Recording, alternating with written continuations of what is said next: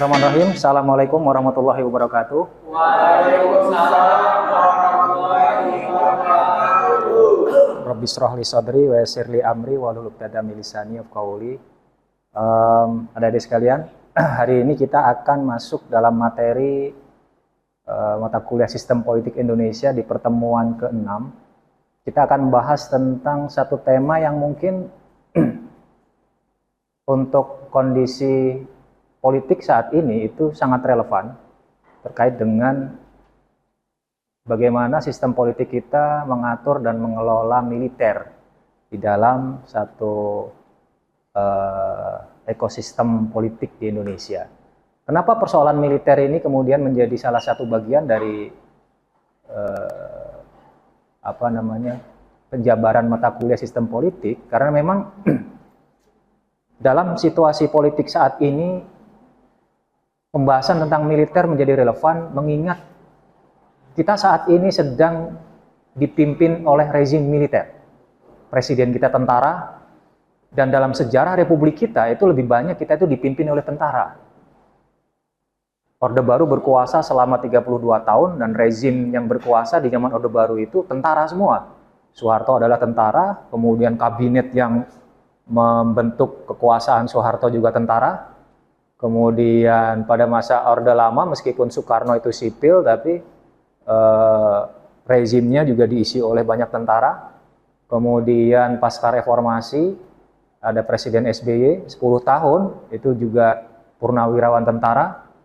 Sekarang Prabowo pun juga tentara. Artinya tentara merupakan entitas politik yang tidak bisa dianggap sebelah mata begitu ya. Meskipun dalam doktrin militer kita saat ini terutama pasca reformasi tentara itu netral gitu ya. Jadi ada netralitas tentara dan politik, tapi ternyata di dalam prakteknya tidak bisa dikatakan netral. Karena tentara ternyata sudah masuk ke dalam denyut nadi sistem politik dengan sedemikian rupa, nanti akan saya jelaskan gitu. Bagaimana tentara itu terlibat di dalam sistem politik kita sehingga kemudian netralitas tentara itu sudah tidak bisa lagi menjadi bahan yang harus kita kaji kembali. Dan ini menjadi penting untuk Anda sebagai mahasiswa prodi administrasi publik alami, karena bukan mustahil setelah Anda lulus nanti 5 tahun lagi atau 3 tahun lagi mungkin kalian akan bersaing untuk mendapatkan kerja di tempat kerja itu dengan tentara. Karena tentara ternyata sudah mengalami metamorfosa sedemikian rupa untuk nanti terlibat di dalam sipil. Jadi bisa jadi nanti kalian jadi PNS, jadi lurah, camat, itu bos Anda lurah atau tentara. Anda akan bersaing dengan tentara dalam karir Anda akan bersaing dengan polisi. Pos-pos yang tadinya diisi oleh sarjana administrasi negara, itu kalian akan berebut dengan polisi dan tentara. Karena memang sudah bergeser nilai-nilai netralitas TNI itu. Ada teorinya, nanti akan saya jelaskan itu. Artinya mata kuliah ini, pendekatan dalam mata kuliah ini, yaitu militer dan politik itu, kami anggap masih sangat relevan untuk bisa dipahami dan dijadikan sebagai salah satu bagian dari pengajaran mata kuliah sistem politik. Next.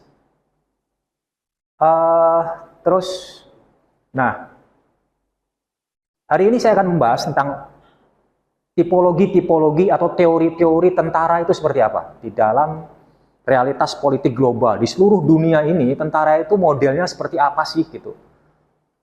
Sehingga kemudian kita akan bisa mengambil hikmah dari keterlibatan politik dan militer di banyak negara untuk kita lihat guna men-snapshot atau menganalisis pola-pola keterlibatan militer di dalam sistem politik sipil di Indonesia.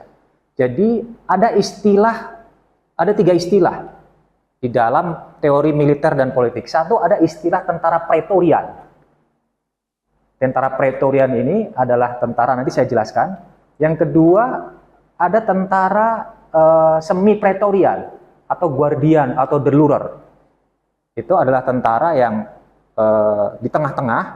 Ada lagi tentara profesional, Ada lagi tentara profesional, itu tentara yang memang dididik untuk betul-betul mengabdi kepada negara, tugasnya hanya sekedar menjaga kedaulatan dan keamanan negara saja.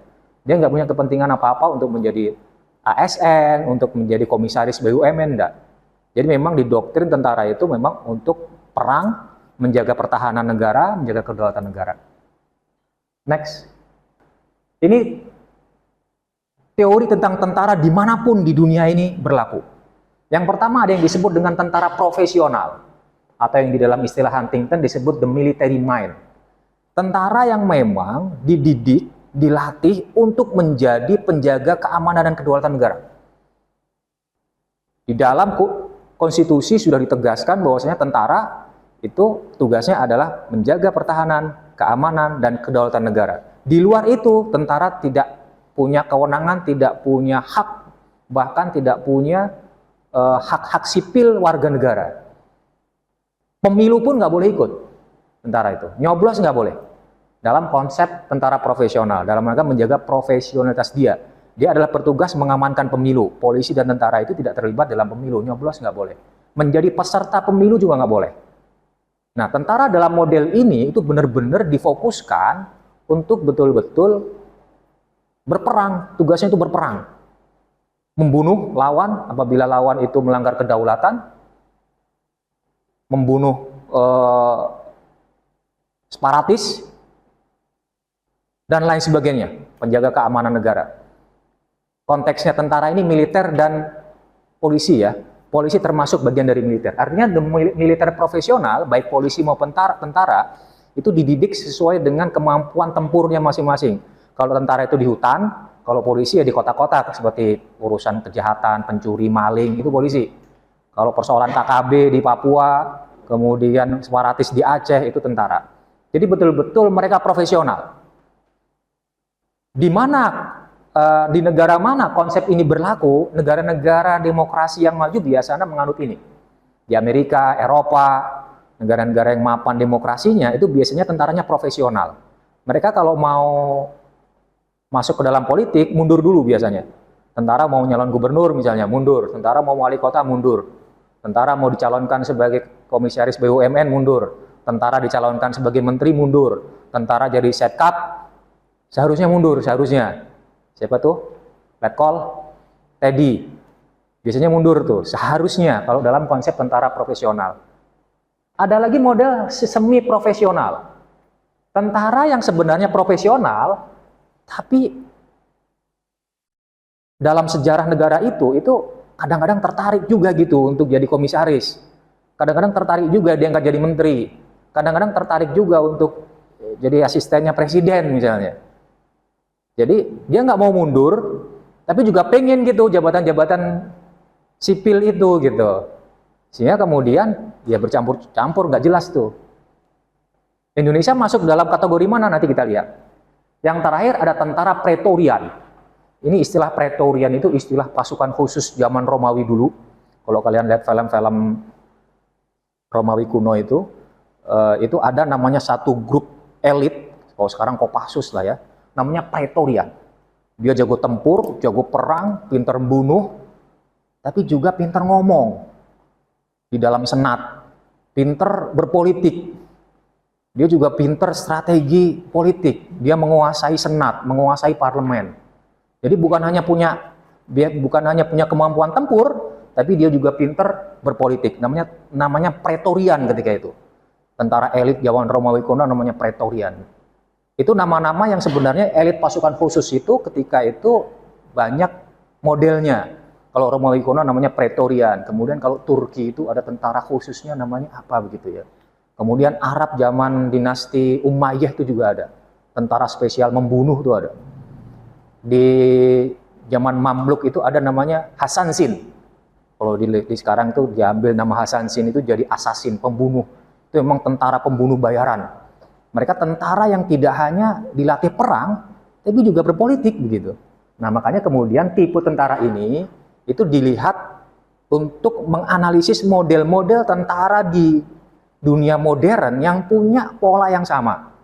Nanti kita lihat negara mana saja yang model tentaranya itu Pretorian ini. Next. Terus, nah ini kecenderungan tentara untuk melakukan intervensi politik itu sebenarnya dilihat dari beberapa faktor. Ini masuk pembahasan tentara Praetorian tadi itu ya.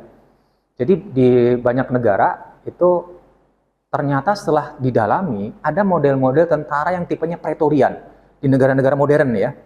Kita lihat misalnya di Korea Utara, Kim Jong Un itu tentara, rezim tentara. Kemudian di Timur Tengah misalnya, hampir semua negara Timur Tengah yang Afrika Utara itu, Mesir, Mesir, Aljazair, kemudian temannya Prabowo itu mana yang biasanya dulu Prabowo kabur? Jordan, si Raja Abdullah itu juga tentara. Tapi mereka juga presiden, mereka menguasai politik. Kalau di Asia Tenggara mungkin sudah nggak ada kali ya. Di Thailand, kemudian Vietnam, Cina pun masih tentara Praetorian. Jadi tentara yang juga mencoba untuk terlibat di dalam politik. Tentara yang berpolitik aktif. Nah, apa motivasi tentara untuk terlibat di dalam politik itu apa sebenarnya alasannya?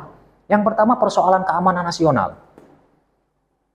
Tentara meyakini, mereka didoktrin bahwasanya yang sanggup menjaga keamanan nasional itu hanya tentara. Jadi kalau seandainya keamanan nasional itu atau keamanan di satu negara itu bermasalah, maka tentara akan terpancing untuk mengintervensi pemimpin atau presiden yang dari sipil. Itu kecenderungannya. Di mana-mana tuh. Termasuk di Indonesia, pasca Soeharto jatuh, presidennya kan Habibie tuh. Kalian sudah lahir belum? 98 belum. Rata-rata lahir tahun berapa? Kecuali ini. 81 kayaknya dia. Daril. Jadi dulu, ketika Soeharto jatuh, presidennya Habibie yang sipil. Setelah itu Megawati, setelah itu Gus Dur dan Megawati. Semuanya sipil yang secara postur, fisiknya lemah. Presiden Habibie sudah sepuh, kemudian Mega perempuan yang dianggap tentara itu lemah, kemudian Gus Dur juga punya kekurangan begitu dari aspek fisik. Maka kemudian tentara merasa dia adalah orang yang mampu mengendalikan negara, karena dia punya kekuatan. Sehingga ketika negara dalam kondisi yang tidak normal atau keamanannya terganggu, maka dia akan mencoba untuk melakukan intervensi, gangguan-gangguan. Itu kecenderungan tentara dimanapun termasuk di Indonesia ketika itu. Yang kedua, kecenderungan tentara untuk masuk ke dalam politik itu karena sipil, biasanya ketika tentara itu dalam posisi profesional, tapi si presiden yang dari sipil ini nggak ngasih duit banyak, anggaran pertahanannya kecil, tentaranya nggak sejahtera, rumahnya jelek, kemudian ya anggarannya terbatas begitu ya, sehingga kemudian tentara terpancing untuk melakukan intervensi, melakukan gangguan-gangguan politik. Itu dimanapun akan terjadi seperti itu. Di Thailand juga. Di Thailand itu tipologi tentara yang profesional, tapi kalau sipil mengganggu atau tidak memberikan anggaran yang cukup buat militer, maka dia tidak akan segan-segan untuk intervensi, bahkan melakukan kudeta.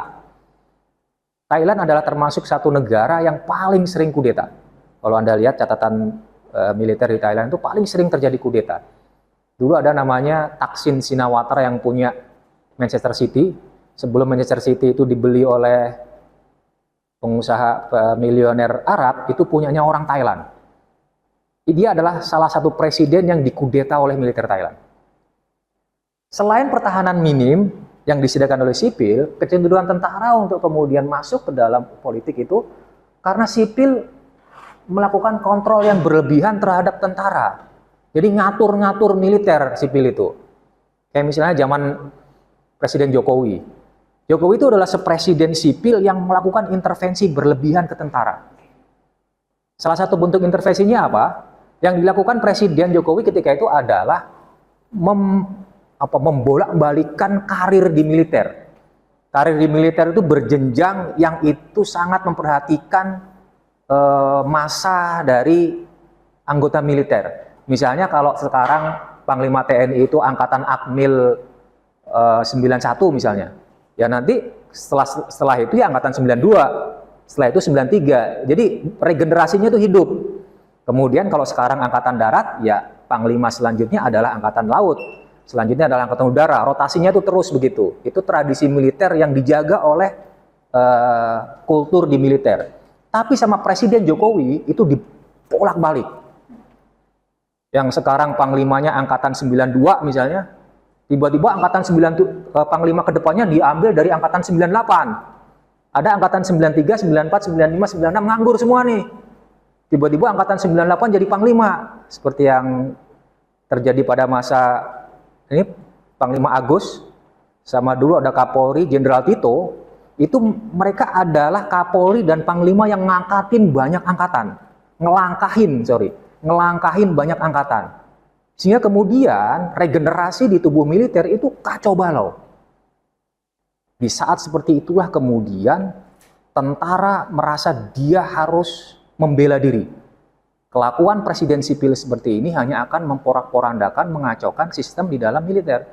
Sehingga yang terjadi adalah kemarin pemilu 2024, tentara semuanya menyatu, vandalisme semuanya berada di belakang Prabowo, mendukung Prabowo, sipil habis. Sekarang semua tatanan politik kita dikuasai tentara. Bahkan sebentar lagi undang-undang militeris yang sedang digodok di DPR yang memungkinkan bisa jadi kalau ini goal, Anda akan dipimpin oleh pemimpin-pemimpin instansi-instansi sipil yang dari tentara. Lurah bisa jadi dari tentara, camat bisa jadi dari tentara, dekan bisa jadi tentara. Bisa jadi. Bayangkan kalau dekannya tentara, yang lambat-lambat skripsi itu bukan hanya sekedar kaki tangan, tempeleng dulu lu berapa, gitu. Bayangin, itu bisa terjadi karena mereka tiap hari memang dididik untuk bertempur. Tentara dididik untuk berperang, berkelahi, membela karate, judo dan lain sebagainya, kemampuan tempur yang luar biasa itu nggak ada lawannya. Nggak ada kita tentara luar yang menyerbu kita tuh nggak ada. Bertahun-tahun mereka berlatih tapi nggak ada lawan. Nggak ada yang mengganggu kita kecuali di Papua. Kalau penjahat maling ayam banyak. Kalau pencuri-pencuri banyak, itu kan urusan polisi.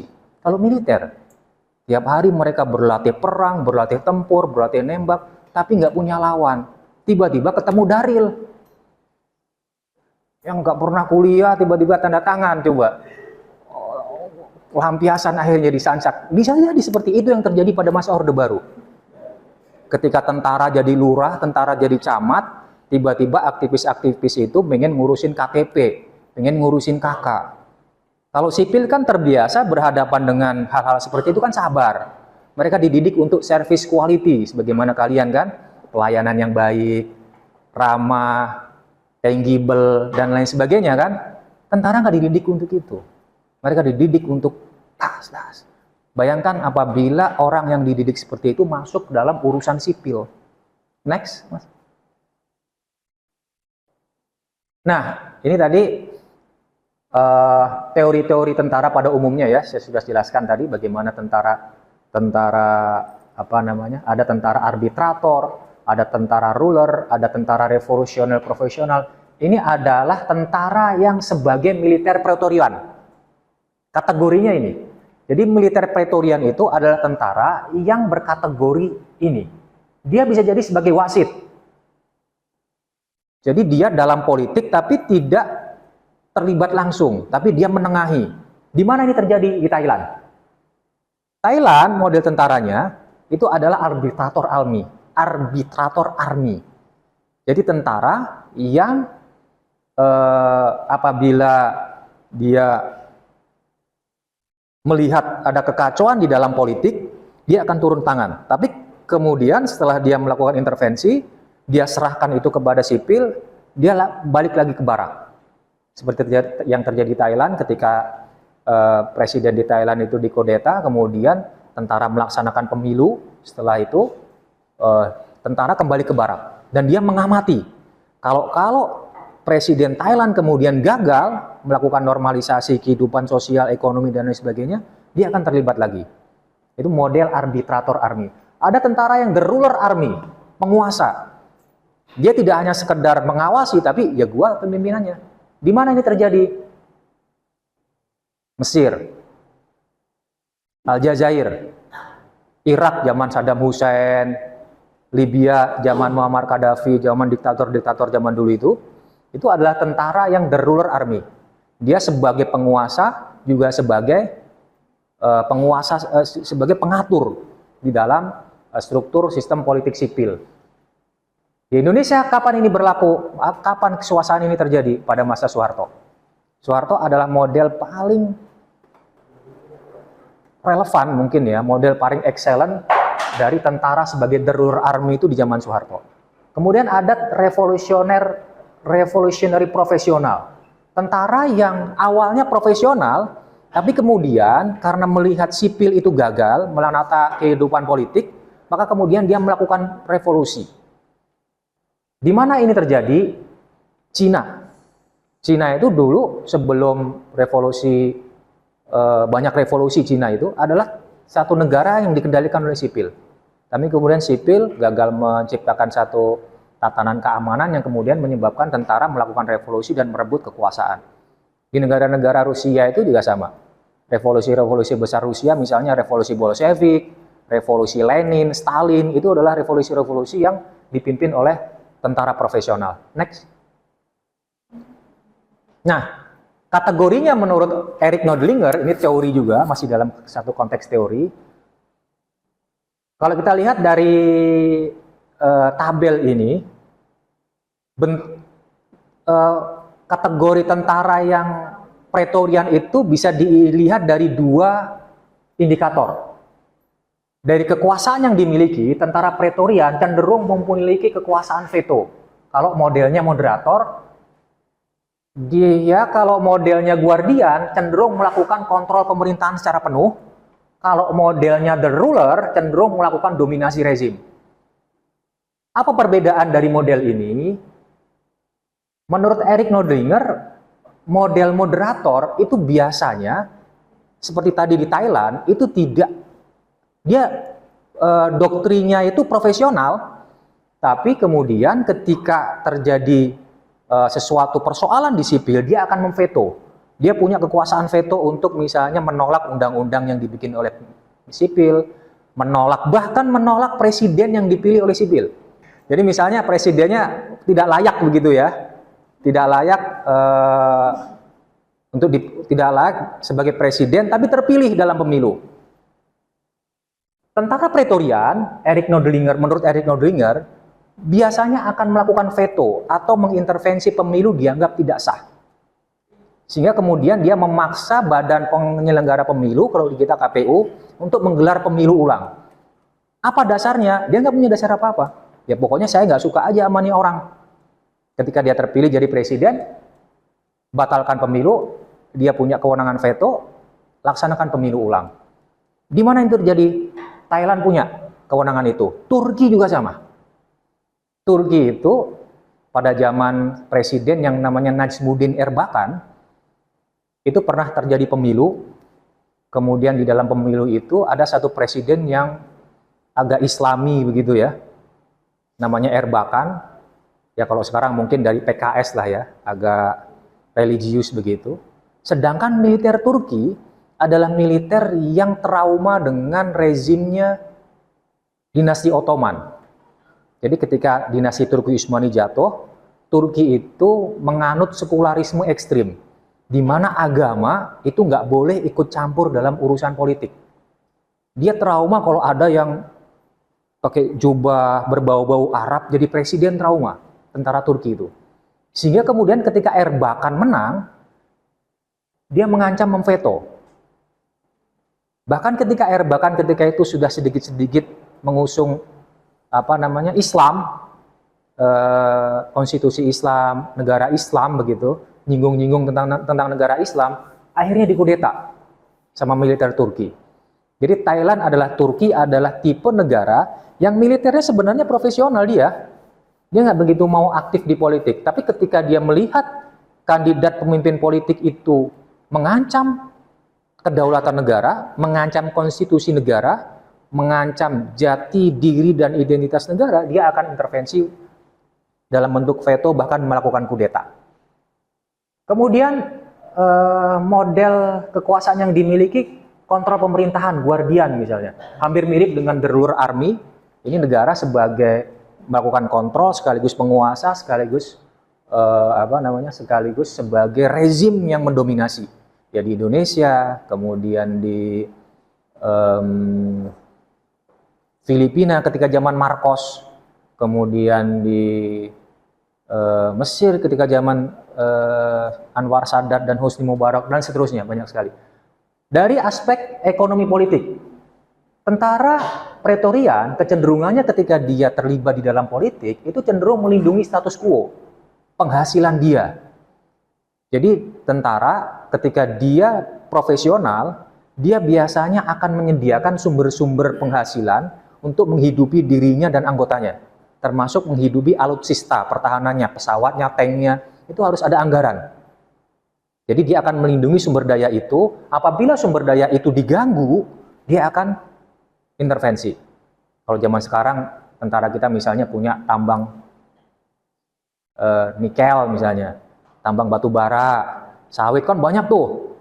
Tentara punya sawit, tentara punya kebun tambang emas, tambang batu bara, yang itu untuk kesejahteraan tentara.